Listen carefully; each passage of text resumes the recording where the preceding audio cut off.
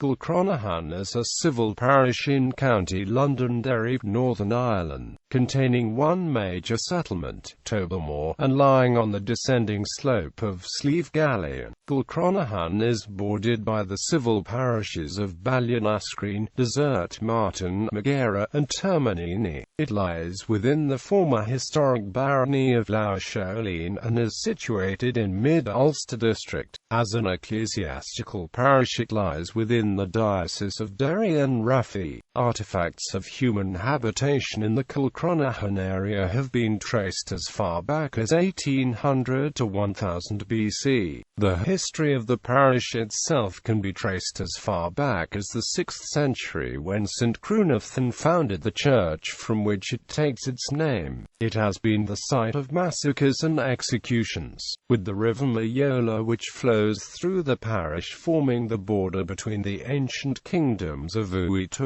and Furley. Topography. The parish of Kilcronaghan lies on the descending slope of Slieve Gallion, with its highest point lying in the townland of Gortahurk, 1,246 feet above sea level.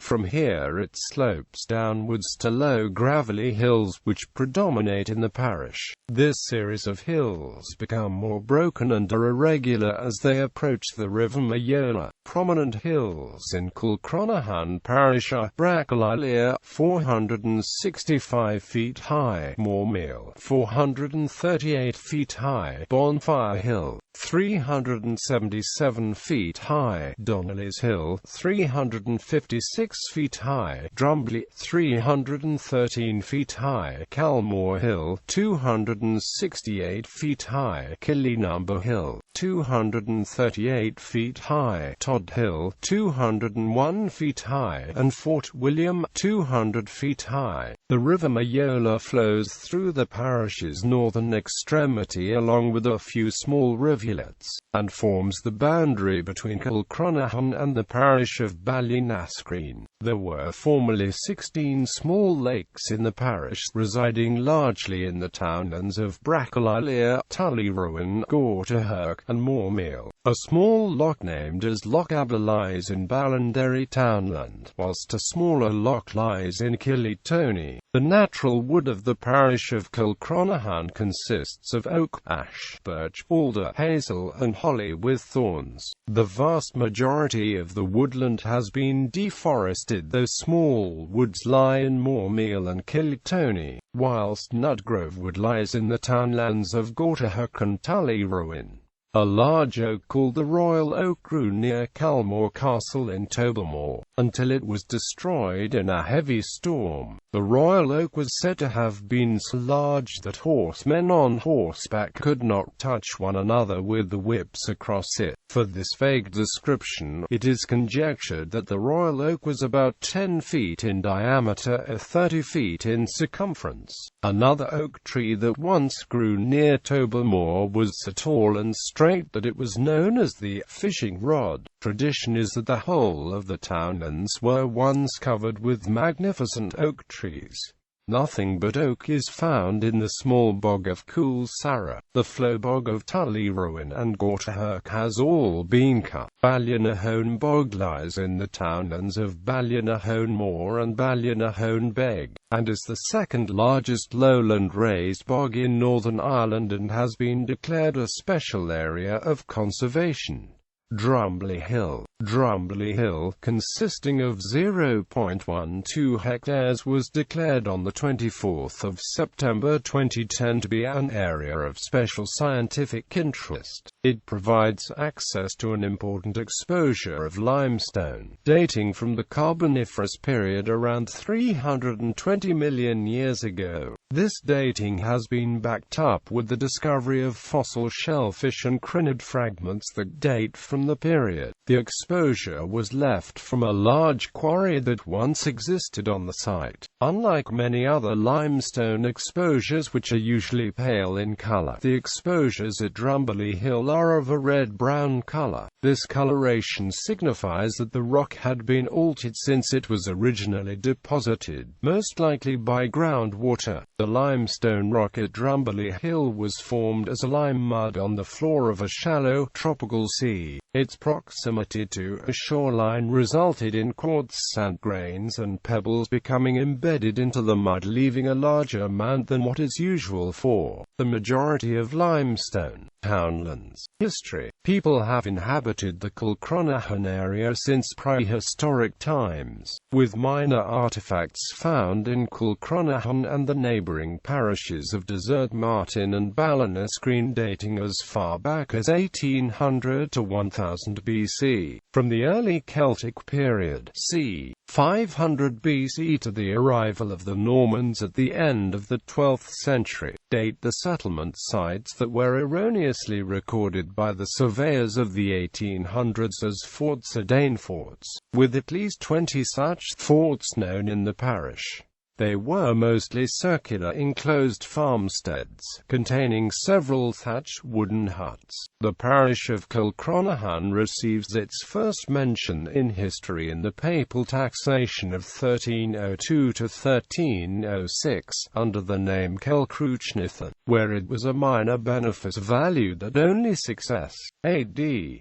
Despite this low valuation, it consisted of some of the richest lands in the River Maghera Valley. Prior to the plantation of Ulster, Kilcronaghan was part of the ancient Irish district of Glenconkina. Along with this, the Termoneeny lands of the parish consisted of the townlands of Ballinascreen, Derry, Derry, and Kilcronaghan. With the plantation, these townlands passed into hands of the Bishop of Derry. However, from the mid-17th century their names had become Granny, Moormeal, Tamyaski, and Tullyrowan.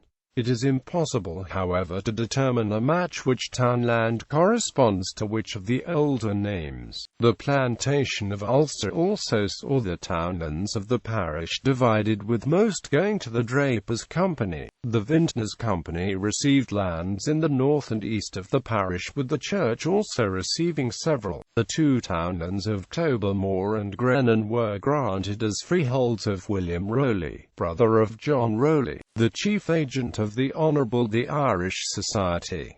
The bull of Pope Paul V, on the 29th of March 1609, a papal bull from Pope Paul V gave Hugh O'Neill, Earl of Tyrone, the advowson of certain rectories and perpetual vicarages on the dioceses of Armagh and Derry respectively. Whilst praising Hugh O'Neill for his zealousness against what the Pope calls heretics, it states the parishes to be included in this advowson, listing Kilcronaghan amongst them. Irish Confederate Wars. It is claimed that a massacre took place at Drumbilly Hill within Kilcronaghan shortly after that of Ireland McHugh in January 1642. During the Irish Confederate Wars, 18 Scotch families removed from the county of Antrim, settled in the neighbourhood and committed a cold-blooded massacre upon the Irish occupants of the land. In 1834, the names of those families could still be remembered, though none of said families now remain in the area. In March 1642, during the same war, the then leader of the rebellion in Ulster, Phelim O'Neill, ordered that his soldiers were to come to Kilcronaghan to be reviewed. In the townland of Calmore on the 21st of April he spent the night in the house of Lieutenant Crosby,